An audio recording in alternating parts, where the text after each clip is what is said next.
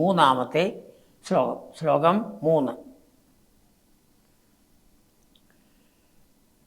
No തിര്യഞ്ചം. തിര്യജാതികൾ മൃഗങ്ങൾ, പക്ഷികൾ, അതെല്ലാം തിര്യക്കുകളാണ്. നമർത്യം, മനുഷ്യനല്ല. നജസുരം, അസുരം, ദേവനല്ല, അസുരന്മാരല്ല. ന സ്ത്രീയം, സ്ത്രീയല്ല. നോ പുമാംസം, പുരുഷനല്ല. ന ദ്രവ്യം, അനേകം തരത്തിലുള്ളതായ ദ്രവ്യങ്ങളാണ് ഈ ലോകത്തിൽ നമ്മൾ കാണുന്നത്. ആ ദ്രവ്യങ്ങളൊന്നുമല്ല. ന ദ്രവ്യം. കർമ്മ, പല കർമ്മങ്ങളാണ് നമ്മളിവിടെ ചെയ്യുന്നത്. ആ കർമ്മമൊന്നുമല്ല ഭഗവാൻ. ജാതി, പലതരത്തിലുള്ളതായ ജാതികളെക്കുറിച്ച് നമ്മൾ നിശ്ചയിച്ചിട്ടുണ്ട്, വർണ്ണിച്ചിട്ടുണ്ട്. അതൊന്നുമല്ല ഭഗവാൻ. പലതരത്തിലുള്ള ഗുണങ്ങൾ, സത്വം, രജസ്, തമസ് എന്നുള്ളതായ മായയുടെ 3 ഗുണങ്ങൾ അല്ലാതെ കണ്ട് ദയ, ക്ഷമ എന്ന് പറയുന്ന അനേകം ഗുണങ്ങൾ, അതൊന്നുമല്ല. സത് അസത് അസദ്വാബി, സത്വമല്ല അസത്വമല്ല. അതാണ് സത്വമല്ല അസത്വമല്ല. തേ രൂപമാഹു. അപ്പോൾ ഇതൊന്നും ഭഗവാന്റെ രൂപമല്ല എന്ന് ഉപനിഷത്തുകൾ വ്യക്തമായിട്ട് പറയുന്നു. അപ്പോൾ ഈ പ്രപഞ്ചത്തിലുള്ള എല്ലാറ്റിനെയും ഇപ്പോൾ പറഞ്ഞു കഴിഞ്ഞു. ജീവനുള്ളതിനെ ആദ്യം പറഞ്ഞു, 1-ാം ഭാഗത്തിൽ പറഞ്ഞു. പിന്നെ അചേതനങ്ങളായിട്ടുള്ളതിനെ 2-ാം ഭാഗത്തിൽ പറഞ്ഞു. പിന്നെ ഇനിയിപ്പോൾ ഒന്നുമില്ല, അപ്പോൾ ഇതിനൊക്കെ തള്ളൂ. ശിഷ്ടം യസ്യാൽ, എല്ലാം തള്ളി ബാക്കി എന്തുണ്ടോ അതാണ്. നിഷേധേ സതി, എല്ലാറ്റിനെയും തള്ളി ശിഷ്ടമായിട്ട് എന്തുണ്ടോ അതിന് നിഗമശതൈഹി, വേദങ്ങൾ, ആ വേദങ്ങൾ, ഉപനിഷത്തുകളുണ്ട്. അതിൽ അനേകം മന്ത്രങ്ങളിലൂടെ പറഞ്ഞു തരുന്നതാണ്. എന്ത്? നിഗമശതൈഹി. ലക്ഷണാവൃത്തിതഃ, 3 വൃത്തികളാണ് അവിടെ പറയുന്നത്. അതാണ് 1 അഭിധാവൃത്തി, 2 ലക്ഷണാവൃത്തി, 3 വ്യഞ്ജനാവൃത്തി. അഭിധ എന്ന് പറഞ്ഞാൽ നാമമാണ്.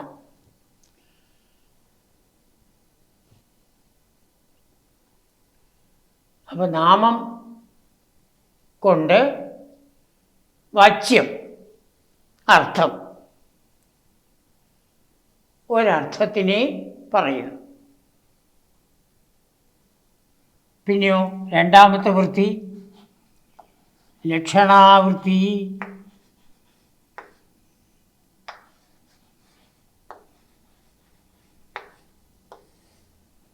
അതിനെ ലക്ഷ്യാർത്ഥം എന്ന് പറയുന്നു.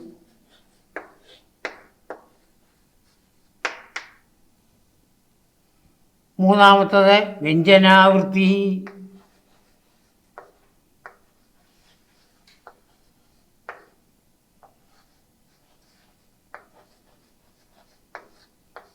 അതിനെ വ്യംഗ്യാർത്ഥം എന്ന് പറയുന്നു.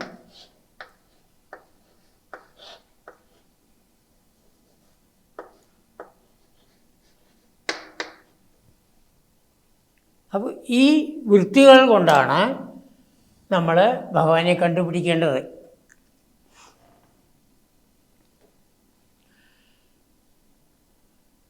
ശങ്കരാചാര്യ സ്വാമികൾ തന്നെ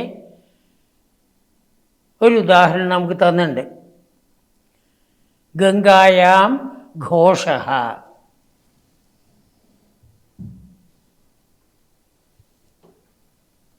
ഗംഗായാം ഘോഷഃ.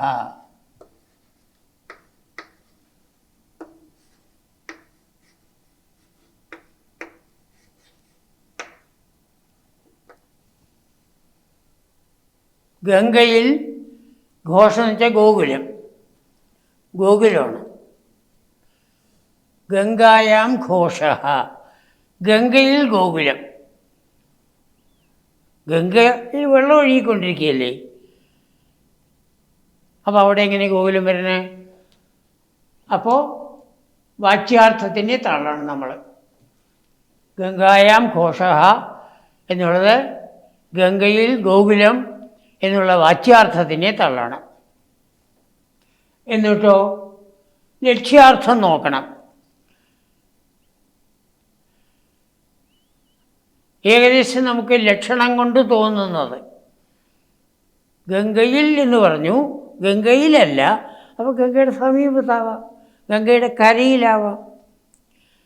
അപ്പോൾ ഗംഗയുടെ കരയിൽ ഗോകുലം. അങ്ങനെ ലക്ഷണാവൃത്തി കൊണ്ട് ഇതിനെ കണ്ടുപിടിക്കുന്നു. ഗംഗാതീരത്ത് ഗോകുലം.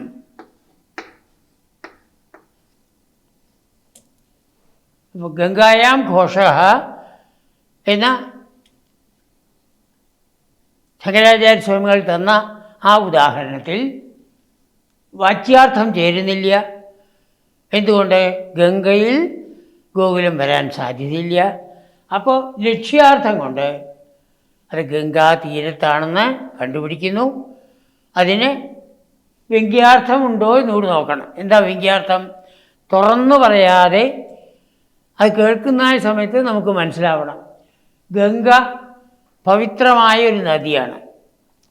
ആ പവിത്രമായ നദിയുടെ തീരത്തുള്ള ഗോകുലമാകുമ്പോൾ ആ പവിത്രത ഗോകുലത്തിനുമുണ്ട് ആണ്. ഗംഗയെപ്പോലെ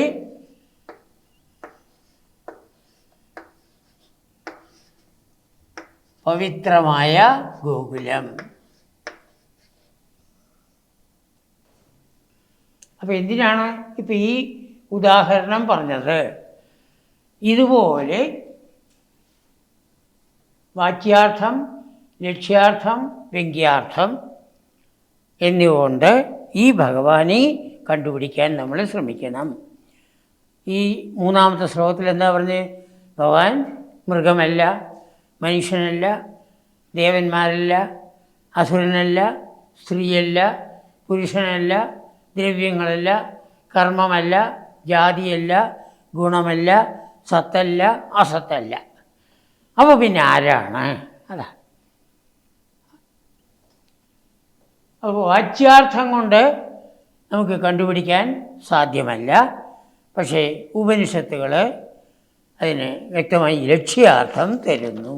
അതാണ് ലക്ഷ്യാർത്ഥം കൊണ്ട് ഭഗവാനെ മനസ്സിലാക്കണം. ഇതൊന്നും അല്ല എങ്കിലും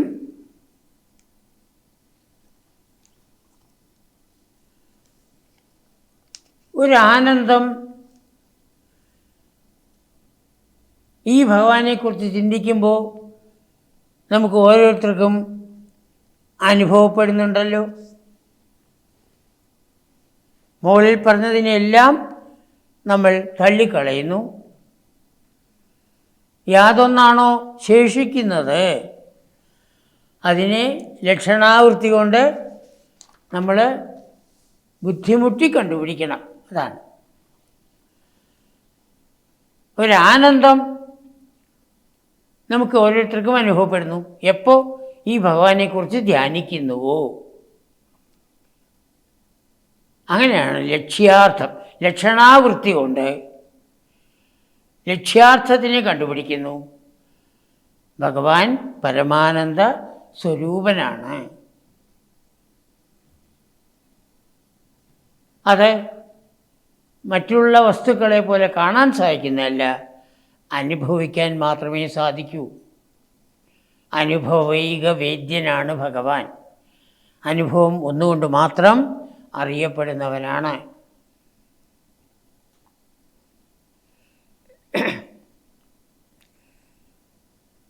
ഈ ആനന്ദം എന്ന് നമുക്ക് നേടാൻ സാധിക്കുന്നതാണ്.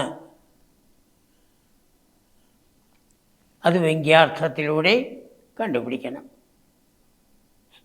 അത് സൂചന തരുന്നു, അത്രയേ ഉള്ളൂ. വ്യംഗ്യാർത്ഥത്തിലൂടെ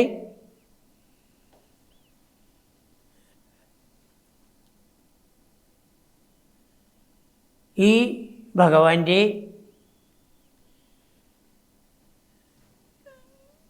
രൂപത്തിനെക്കുറിച്ച് നമ്മൾ ഇതാവുന്നു. എന്തെല്ലാം ഇവിടെ ഉണ്ടോ അതെല്ലാം നമ്മൾ തള്ളിക്കളഞ്ഞു. ഇനി തള്ളാൻ സാധിക്കാത്ത ഒന്നാണ് നമ്മൾ അനുഭവിച്ചുകൊണ്ടിരിക്കുന്നത്, ആ പരമാനന്ദം. അത് ലക്ഷ്യാർത്ഥത്തിലൂടെ നമ്മൾ കണ്ടുപിടിച്ചു. ഇനി വ്യംഗ്യം എന്താണ്? ഈ പരമാനന്ദം എന്ന് നമുക്ക് അനുഭവിക്കാൻ സാധിക്കും. ഇപ്പോൾ നമ്മൾ ജീവിച്ചിരിക്കണു, നാളെ നമ്മൾ ഈ ശരീരം വിട്ടു പോകും. പോയാലും ഈ ആനന്ദം അനുഭവിക്കാൻ സാധിക്കും എന്നുള്ളത് മനസ്സിലാക്കണം. അപ്പോൾ ഈ വാച്യാർത്ഥ, ലക്ഷ്യാർത്ഥ, വ്യംഗ്യാർത്ഥ അതിലൂടെ ആണ് ഈ ഭഗവാനെ നമുക്ക് മനസ്സിലാക്കേണ്ടത്.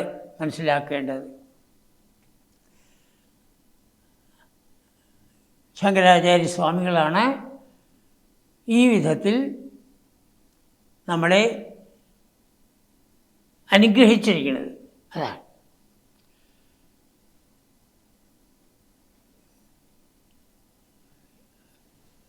ഗംഗയിലെ ഗോകുലത്തിനെക്കുറിച്ച് നമ്മൾ പറഞ്ഞു. അത് വ്യക്തമായോ എന്നറിയാൻ നമുക്ക് നമ്മുടെ ജീവിതത്തിൽ തന്നെ ഉള്ളതായ ഒരു അഡ്വർടൈസ്മെൻറ്റ് വരികയാണ് പേപ്പറിൽ.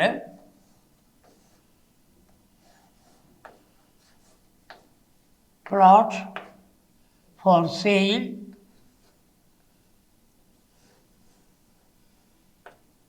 $5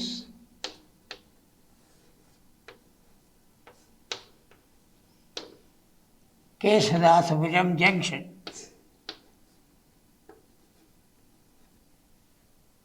Contact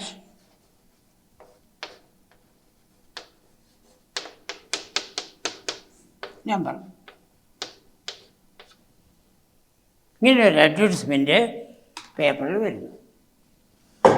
plot for sale, $5, Keshadasapuram junction, contact number, phone number. ആൾക്കാർ വന്നു നോക്കി. അവർ കേശദാസപുരം ജംഗ്ഷനിൽ വന്നു. അവിടെ എങ്ങനെയാണ് പ്ലോട്ട് വരുന്നത്? കേശദാസപുരം ജംഗ്ഷൻ എന്ന് പറഞ്ഞതുകൊണ്ട് വാച്യാർത്ഥം ശരിയായില്ല. കേശദാസപുരം ജംഗ്ഷനിൽ പ്ലോട്ട് ഇല്ല. ഇനി ലക്ഷ്യാർത്ഥം നോക്കുക. കേശദാസപുരം ജംഗ്ഷൻ്റെ സമീപത്ത് ലക്ഷണയാ. അപ്പോൾ ആൾക്കാരോട് ചോദിച്ചാൽ അവർ കാണിച്ചു തരുന്നു ആ പ്ലോട്ട് ഏതാണെന്ന്. അങ്ങനെ ലക്ഷ്യാർത്ഥം വെച്ചിട്ട് ആൾക്കാരോട് ചോദിച്ചിട്ട് പ്ലോട്ട് കണ്ടുപിടിക്കുന്നു. അതിനൊരു വ്യംഗ്യാർത്ഥം കൂടിയുണ്ട്. ഈ 3 അർത്ഥങ്ങൾ എപ്പോഴും ഓർമ്മ വേണം: വാച്യാർത്ഥം, ലക്ഷ്യാർത്ഥം, വ്യംഗ്യാർത്ഥം. ഒരു കാര്യം അവിടെ ഒളിഞ്ഞു കിടക്കുന്നുണ്ട്, അതാണ് വ്യംഗ്യാർത്ഥം. കേശദാസപുരം ജംഗ്ഷനാണ്, NH-ലുള്ളതാണ്.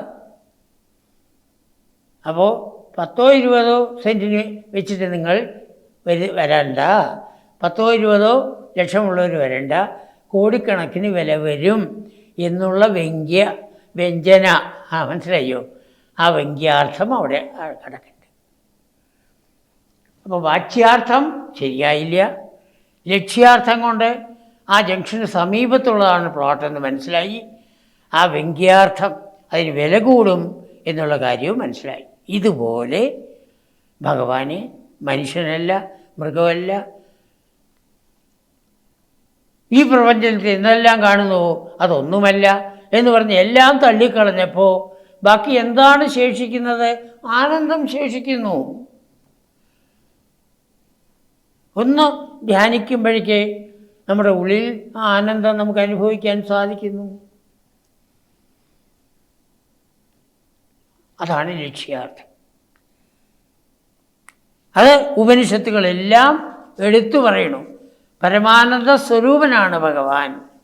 ആ പരമാനന്ദത്തിനെ അനുഭവിക്കൂ. ആ പരമാനന്ദ അനുഭവം കൊണ്ടേ ഈ ഭഗവാനെ മനസ്സിലാക്കാൻ സാധിക്കൂ. അപ്പം ധ്യാനം കൊണ്ടാണ് ഈ ഭഗവാനെ നമ്മൾ അറിയുന്നത്, സാക്ഷാത്കരിക്കുന്നത്. ഭാഷയിലുള്ളതായ ഈ വൃത്തികൾ അതാണ് അഭിധാവൃത്തി, ലക്ഷണാവൃത്തി, വ്യഞ്ജനാവൃത്തി. 3 വൃത്തികളിൽ നിന്ന് 3 അർത്ഥങ്ങൾ വരുന്നു. വാച്യാർത്ഥം, ലക്ഷ്യാർത്ഥം, വ്യംഗ്യാർത്ഥം. മിക്ക സ്ഥലത്തും വാച്യാർത്ഥം ചേരില്ല. അപ്പോൾ തള്ളുക. ലക്ഷ്യാർത്ഥം കണ്ടുപിടിക്കുക. ലക്ഷണം കൊണ്ട്, അടയാളം കൊണ്ട് കണ്ടുപിടിക്കൂ. എന്നിട്ടതിന് വ്യംഗ്യാർത്ഥം വല്ലതും ഉണ്ടോ എന്ന് നോക്കൂ. എപ്പോൾ ഈ തത്വത്തിനെ നാം സാക്ഷാത്കരിച്ചുവോ നമുക്ക് പരമാനന്ദമാണ് അനുഭവിക്കാൻ സാധിക്കുന്നത് എന്ന് വ്യംഗ്യാർത്ഥത്തിലൂടെ നമുക്ക് മനസ്സിലാക്കാം. ഈ ഭഗവാൻ ആ ശ്രീകൃഷ്ണൻ തന്നെയാണ് ഗുരുവായൂരപ്പൻ വായിച്ചു വന്നിരിക്കുന്നത്. ആ ബ്രഹ്മചൈതന്യം തന്നെയാണ് അദ്ദേഹം. ആ ഗുരുവായൂരപ്പനെ ഭജിച്ചാൽ നമുക്ക് ആ പരമാനന്ദം അനുഭവിക്കാൻ സാധിക്കും. അപ്പോൾ എന്തൊക്കെ പ്രപഞ്ചത്തിലുണ്ടോ എനിക്ക് മെല്ലെ മെല്ലെ തള്ളണം. എല്ലാം തള്ളി തള്ളി ബാക്കി എന്തു നിൽക്കണമോ അതാണ് ഭഗവാൻ. അതാണ് ശ്രീനാരായണ ഗുരു ദൈവദശകത്തിൽ പറഞ്ഞിട്ടുണ്ട്. ഒന്നൊന്നായി എണ്ണി എണ്ണി തൊട്ടെണ്ണും പൊരുളൊടുങ്ങിയാൽ നിന്നിടും ദീർഘപോലുള്ള നിന്നിൽ അസ്പന്ദമാകണം. എല്ലാറ്റിനെയും തള്ളി ബാക്കി എന്തുണ്ട്? ആനന്ദം മാത്രമുണ്ട്. ആ ആനന്ദം ആണ് ഭഗവാൻ എന്ന് മനസ്സിലാക്കണം.